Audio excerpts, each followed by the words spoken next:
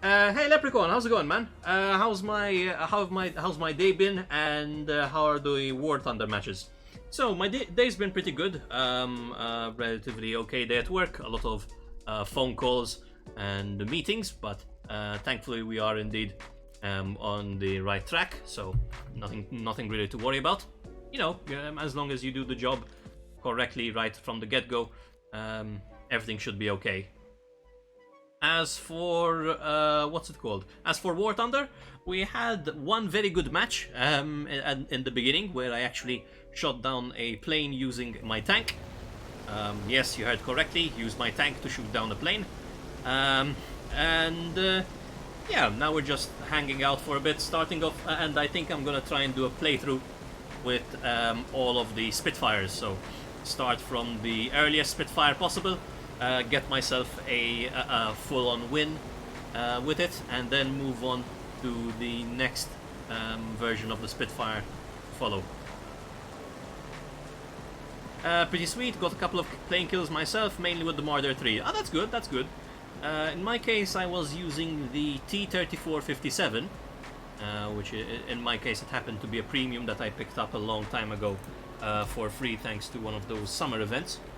And yeah, it happened to be turning at a very, very long distance, and we managed to snipe it while it was turning. Hey, how's it going, Mythos? Good to see you, man. How you doing? Welcome, welcome. What's this game? This game is called War Thunder, Mythos. It consider it a vehicle simulator, war vehicle simulator, I should actually specify. You have the possibility to control and command aircraft, tanks, ships, and also helicopters once you get to unlock them at some point in time. And yeah, it allows you to play with to actually command vehicles ranging from the later years of World War I all the way over to modern times. So you start off with biplanes, for sure, certainly. But then, as time goes by, you get to unlock propeller planes, and later, and quite a while on, if you take the time to actually play the game and get really good at it, you can also unlock jets. You really want this game to get graphics enhancements in tank game mode. Like what, for example? I remember it just when they actually released tanks for the first time. I started playing this game way back, potentially even in 2014 or earlier. So yeah, I've been around. And I do know that there are certain maps that have stayed ever since then. Some of them got rebalanced, a lot of new additions. Destroyed tanks look very, very bad. World of Tanks has it like 10 times better.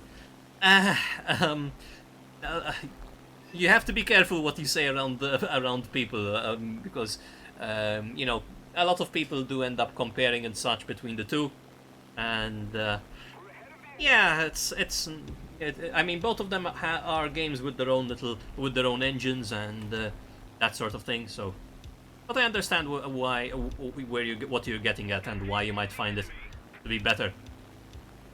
But they have made quite an overhaul recently of a lot of sounds, including machine gun fire, for instance, for certain weaponry. And yeah, as time goes on, they keep on introducing more and more vehicles. So yeah, but yeah, I guess there's nothing wrong in making a little change to the cosmetics a little bit. Who knows? Okay.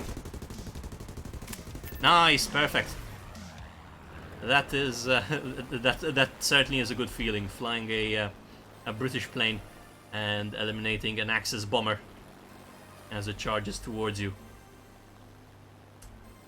Very, very satisfying. Yeah, well, the clouds, yeah, I mean, there's obviously with a lot of games there is always room for improvement, for sure. But time will tell, I guess. Time will tell. You never know. Ultimately depends on what they have the priorities on fixing or adding or amending. So we'll see. We'll see. Alright, we do have a Yak 1. Yeah, both games are relatively good to run, for sure. Come on, catch him, catch him, catch him. I stalled him out for you.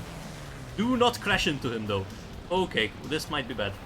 Don't stall out in front of him, please and thank you. Angle down, and go. Landing flaps to slow us down even further. Dive, dive, dive. Flaps up, to go.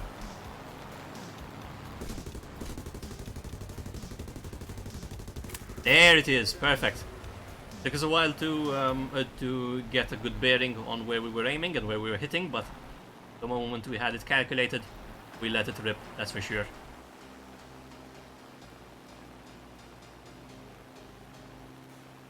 I agree. Grinding in certain games can indeed kill them, especially nowadays. A lot more people are into the fact that you get that instant gratification for doing a good job, you know. And it is a recipe of its own, and it ultimately depends on how much time and money you're willing to actually invest into the game in the first place.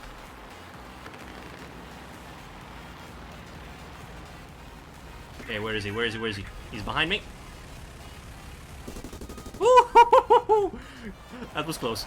Nope, we're not going to fall for that bait. We'll actually start heading down a little bit and try to find a friendly.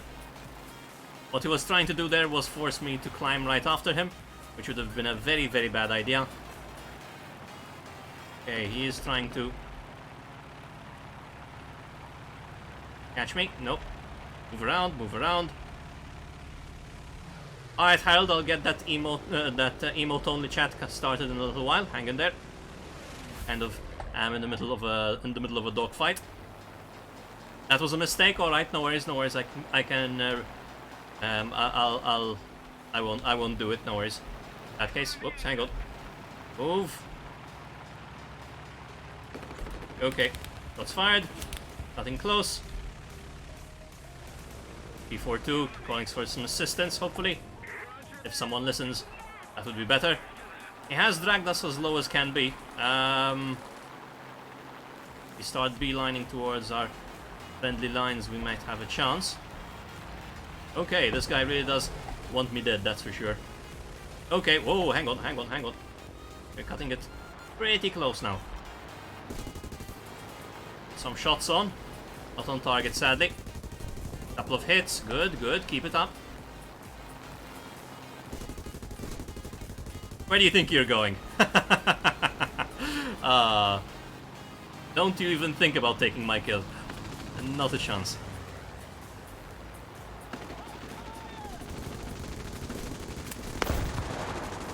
There we go. GG, GG.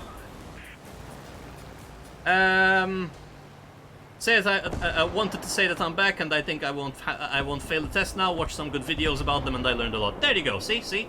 It's all about not giving up, man. You have to be a fighter in these things. Just remember the tricks that you have learned and go from there. Have you heard of an incident of a flying fortress getting really wounded and the German pilot escorting it to the Allies? Yeah, I think I heard that story before. You're absolutely right. It was half dead, yeah, but a lot of the crew was heavily injured or dead. Later, the German pilot meets... hang on. The German pilot meets with the Flying Fortress pilots in like the 90s. Oh wow, that's yeah, I mean the B-17 is the Flying Fortress, or at least it is the I believe the designation given to it as such. But you're correct. I have indeed heard that particular story, or I think I saw it as part of a channel about illustrating history. And you're right, they went on a bombing run, they got extremely injured. Then you had one pilot who flew in, who was thinking about strafing them one more time, but saw that they were heavily injured and decided instead to escort them all the way back. Yeah, you changed it up, it wasn't an error, you are absolutely correct. The B-17 is indeed referred to as the Flying Fortress, from what I recall. Because then the B-29 is then known as the Super Fortress.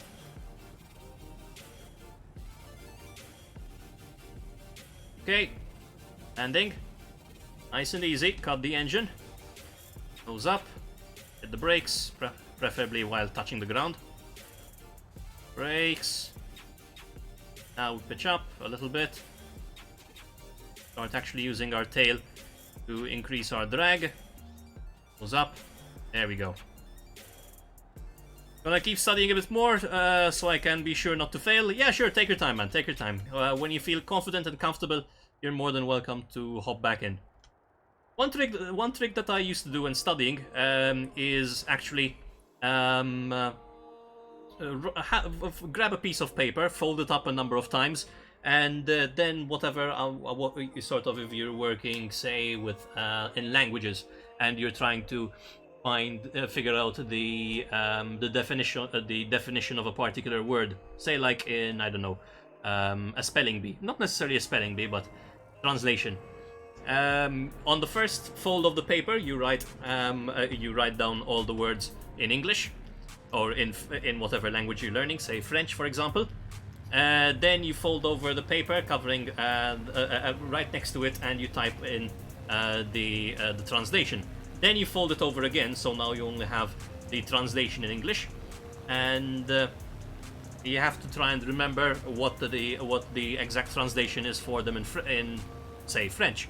And then you keep on repeating until you have folded the paper horizontally, say, for instance, as much as you can.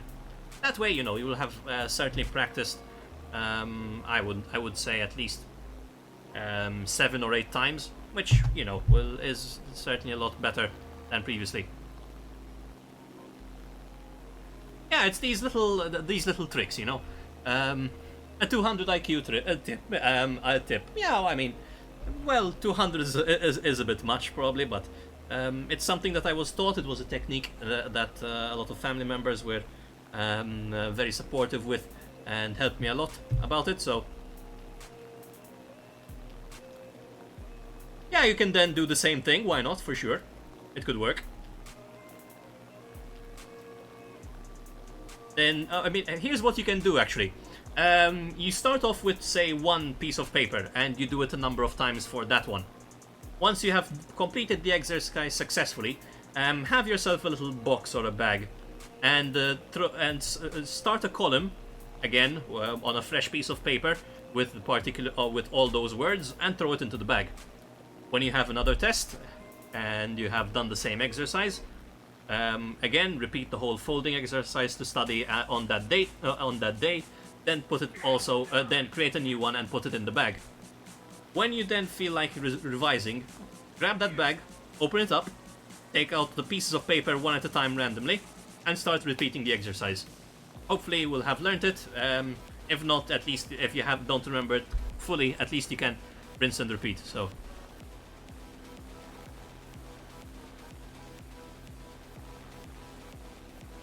I can memorize it in minutes, while during the day or at night it takes me a much longer time. Maybe it's because could it be that maybe you're good at pattern recognition to an extent? So right there and then you have a photographic memory, and once you see the pattern, you remember the pattern, for example. Okay, we are down to 2 enemies. A29 on the base, Yak 2 circling around. Hey, how's it going, Fulrin? Hello, good to see you, man. How you doing? Just playing something a bit different tonight, that's for sure. Welcome to War Thunder. Currently flying the Spitfire, and we're sitting on 3 kills, so a good little hat trick to help us out. Yeah, not too bad, not too bad. A good day at work, a lot of meetings and calls, but at least everything seems to be going according to plan, so I can't complain. Yeah, life's good, life's good. Only when I wake up for an hour can I memorize stuff, then I can't do it at all again. It's practice makes perfect, For example, I used to learn the piano way back in the day. A trick that I was taught was that if you want to learn something, you have to repeat it at least 20 times in a row perfectly, correctly. If you can do it 20 times in a row successively, like that, then more often than not, you will indeed remember what you're trying to do. Hey Atomic, this is the Spitfire Mk Ia. I'm trying to play the entire line of Spitfires this evening, or that's the plan right now, to try and get a single match win with every single Spitfire. So we're starting off with the very first, indeed, in the line. Okay, come on, come on! Avoid the base AA. Don't break.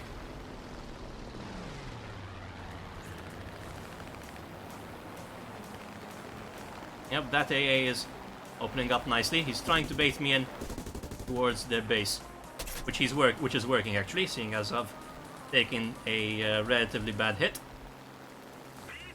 It's a shame that there are spawn campers, or rather base campers, if you will. Kind of a problem. Engine now in very big trouble. Thank you, please cover. Yeah, that hurt a lot. There's like how the game has like Mark 1, Mark 2, Mark 3, and they all look the same. I mean, you say that, not necessarily. First and foremost, there's almost always a change in armament. Second of all, then you have to keep in mind that there are certain changes made to the ergonomics of the plane, and also the components used. So yeah, it should be fixed. I agree with you wholeheartedly. I don't know, if you were to say spawn camping, like you would say like you would have in arcade battles, I would completely understand that. And maybe even to an extent simulator, you know, you're just spawning in a fresh spawn and there's someone already on your base. Not really nice.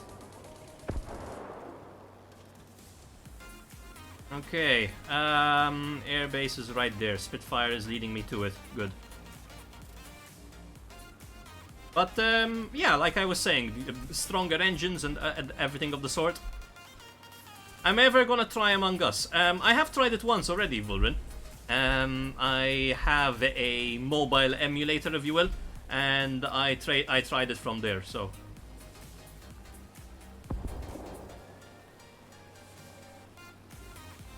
Yeah, the AA is already quite accurate. I mean, I'm surprised that I survived as long as I did. You know, I was in a pretty big dogfight with that Yak 2 at the very beginning, but thankfully the AA wasn't necessarily that close. Yes, Vulrin, it was on stream. I mean, I try it as much as possible to play or to stream whenever I'm playing. Obviously, I'm currently only able to stream at least during the week, so Monday to Fridays, after a certain time, if you will. When, I can't remember by heart. It's been a while, but maybe about 2 weeks ago, give or take. Ate it pizza with friends the first time in a year, not lying, maybe even longer. Wow. I mean, I know that we've been in lockdown and all that, but we haven't been in lockdown for 15 months. So, I hope everything's been alright, man. And I hope that you had a good time getting to, you know, have a good laugh with them and spend some time like that.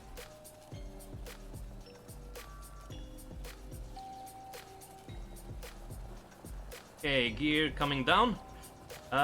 We have run out of water and we have an oil leak, so now is gonna be an important time for us to make sure that we do indeed stick the landing. Okay.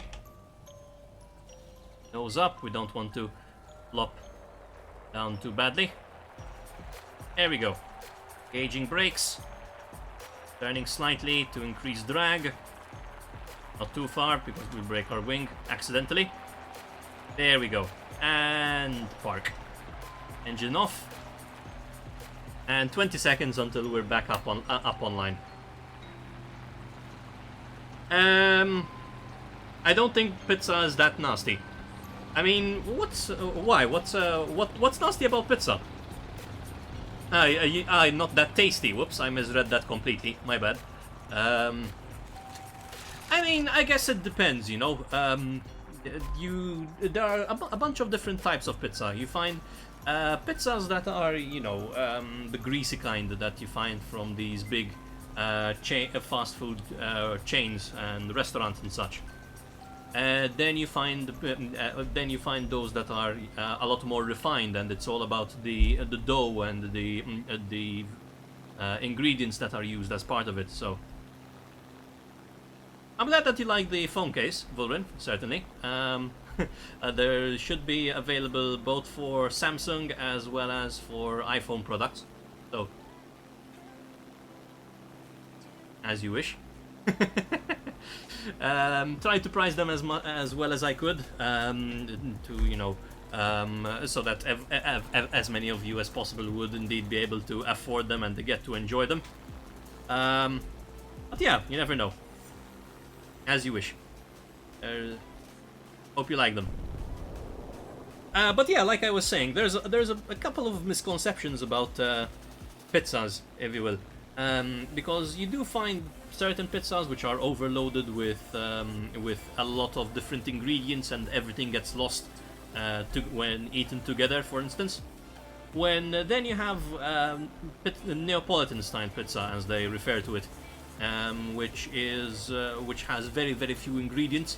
I mean, sometimes even maybe one or two additional, other than the tomato sauce and the mozzarella, or the mozzarella, as some people refer to it.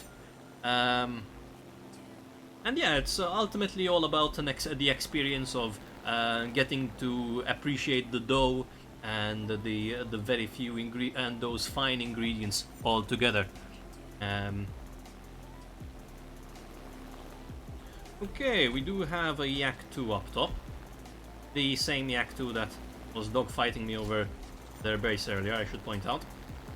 And he seems to be heading straight for me, which is a bad sign. Okay, we got a hit. Duck away, duck away. You see here. Where's he gone? Where's he gone? Where's he gone? He's right behind me. Help! Team! Woo! Help! Please, help! Okay, he's turning a lot better than I am. Thankfully though, my team actually finished, so we won that, we refer to it as pizza. The more of a tz rather than pizza. Yeah, that sounds, that's correct. So weird how many bad-looking places have good food, while the good ones frequently have extremely expensive food or just bad. Yeah, you'd be surprised. Definitely, there are moments where, again, when it comes to the more, you know, expensive and well-known places, when it comes to being able to pay rent, for example, say you have a restaurant, you're the owner of a restaurant, right? And you want to go ahead and open up a restaurant in the middle of Trafalgar Square, say in the UK, a very popular place where a lot of people come through over and over again. Imagine the prices of the property there, whether it's just buying it or even renting it. If you're renting it, even more so, because you have to make sure that you make a certain amount of money every month to be able to pay the rent. So yeah, ultimately you do end up finding places which do have overpriced food. So